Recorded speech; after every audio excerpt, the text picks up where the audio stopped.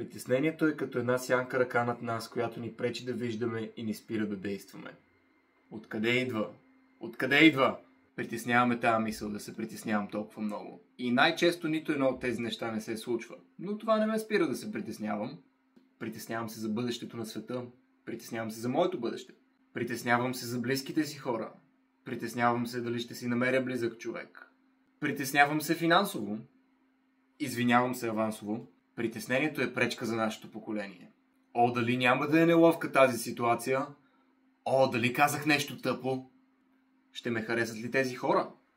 Да се прави ли на някой друг? Кога ще приключи? Притеснявам се, че си губя времето.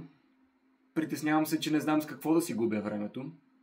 Притеснявам се от това да не оплескам нещата, да ми се подиграват, да ме унижават, да ме натоварват, да не мога да почна, да не мога да стана, да не мога да спра, да не мога. А теб какво те притеснява? Притеснява ли те притеснението? Или липсата му? Притесняват ме някои хора, честно казано. Защо си мисля, че мнението им е толкова важно и че трябва да ми го налагат? Тях не ги ли притеснява нещо? Притеснявам се от непритеснените. И те от мен. Но само на думи не може. Затова ви предизвиквам сега да отидете да счупите нещо.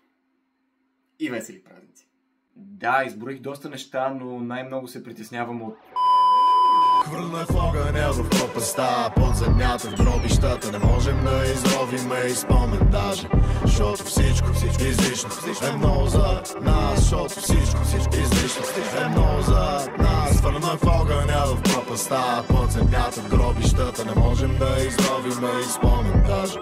Защото всичко излишно е много за нас. Защото всичко излишно е много за нас. Това е за изчистената шлак. Чаша горе кажа кой пича с нещата. Мазало е Джаксън, по-оките ли да цапа. Само нагоре, кислородна маска.